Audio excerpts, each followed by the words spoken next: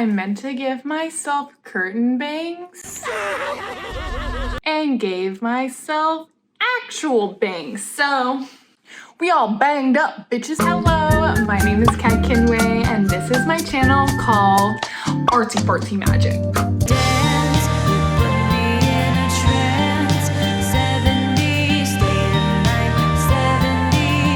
If you're new to my channel, I talk about random subjects and draw at the same time. It's so wild. It's almost magical. Knock it off.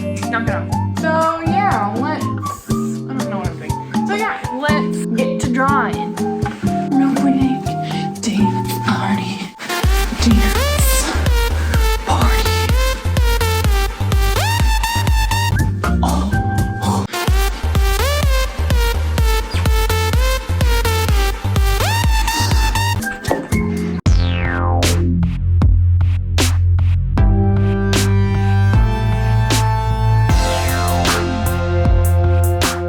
All right, welcome to tea time.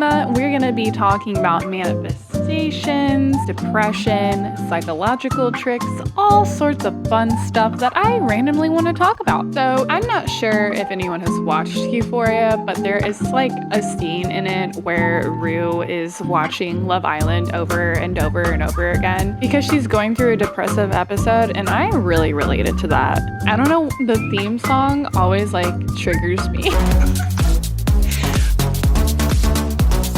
I still watch Love Island because, I mean, come on, they're pretty gorgeous to just sit there and watch. You don't really have to think about anything, and it's everybody's drama except for yours.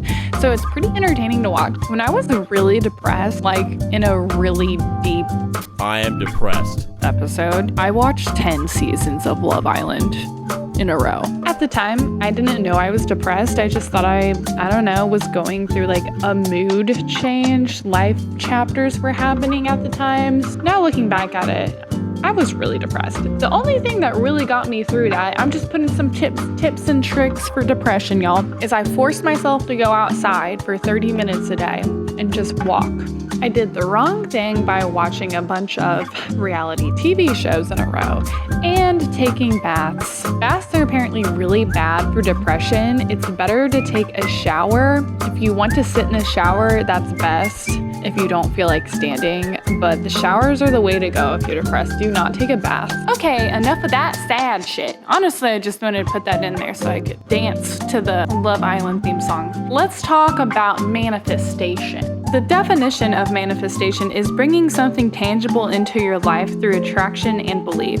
So if you think it will become, essentially, in real life. Most people manifest positive thinking, positive vibes, like a overall happy attitude of life. Some people manifest wealthiness, other people manifest their health. Some people believe that if you manifest you recovering from, let's say, paralysis or a stroke, some people believe that their mind has cured those diseases. Very interesting concept. There's not really any scientific evidence to back any of this up. It's just what people believe. I just started actually like manifesting at night before I go to bed, and while I'm sleeping, I play a video that's going on. Has anything happened with it? Actually, yes. The first night I manifested, I got an email about a brand, which was that Maui pillow from my last video. I've been feeling like I've been having a lot of positive energy. I just feel more energetic overall. I'm also working out more often and lifting weights now, so I feel like that kind of has to do with it too. Like my body feels better. I'm drinking more water. I mean, all of this stuff I'm doing to myself, but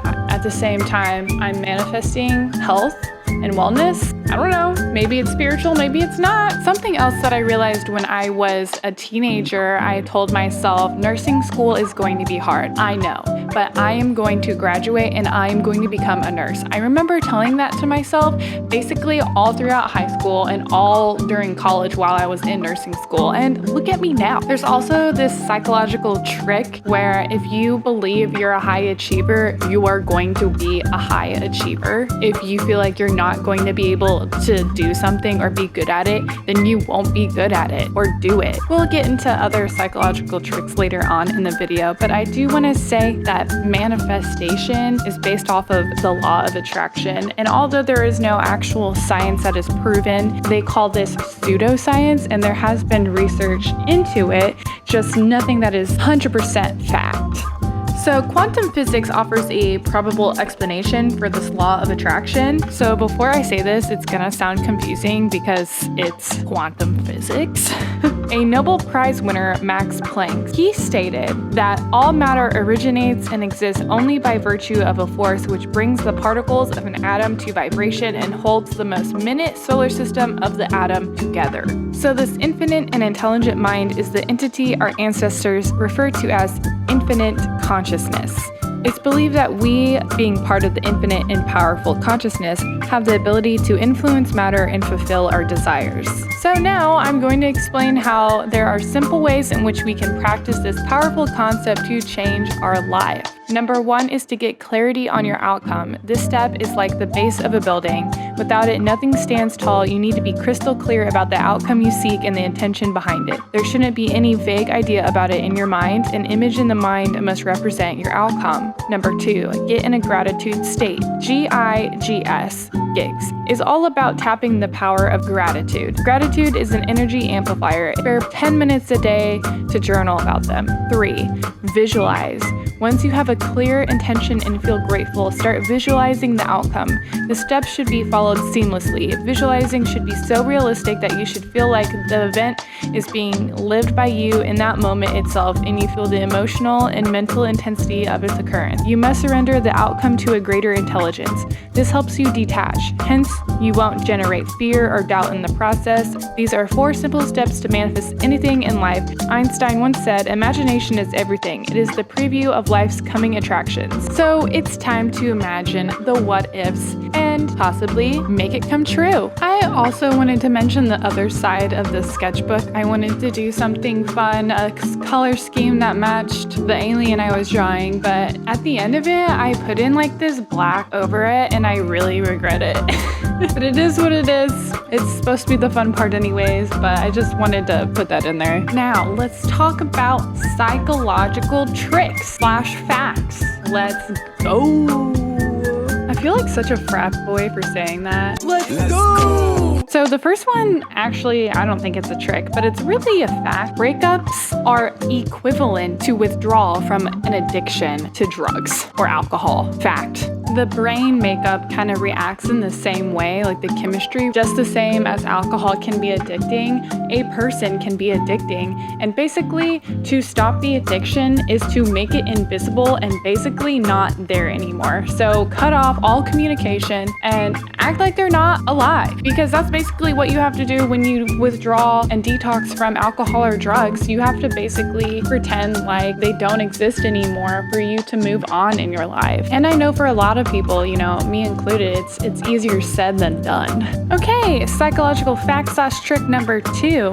When in doubt, stay silent, especially if you're in an argument and things are getting heated. Just stay silent. We'll just keep talking until you get the answer that you want. Trick number 3, when you want someone to like you for the first date or just really like any interaction with a new friend, try doing something that would spike an adrenaline rush. It's a misattribution of arousal. So of course your body is feeling aroused for the situation that you're about to go into, but your brain will trick you into thinking that it's because of the person. So if you're young and dumb and wanting to do something fun on your first date, why don't you just go skydiving? Okay, so number 3 or 4, probably 4. Don't be perfect. Don't be perfect. People don't like perfect. It's inhumane. Like, think about it. Nobody is actually perfect, so why would that be attractive? You know, actually being clumsy and acting, little dumb really is more beneficial than acting perfect. Number 5, when you meet new people, do not overshare. Do not trauma dump on people, because it scares them and they're more than likely not going to contact you again. To you, you might feel like you bonded over that, but really, you just scared the fuck out of them and they don't want to talk to you ever again. I'm not ashamed of it. When I moved here, I probably definitely did that, for sure. I definitely did that. But I also had it done to me. Like, I had empathy for her, but at the same time, I was like, I don't know if we can be friends. Lessons were learned. Please don't dump your trauma until very far into the friendship. Anyways, this is the end of the episode. I hope you guys liked my content. If you do, please like and subscribe. I will not be posting for the next 2 weeks because I am visiting my baby niece. I'm so excited to meet her. Y'all, peace, love, and magic. Fuck this shit, I'm out. Fuck this shit, I'm out. No thanks.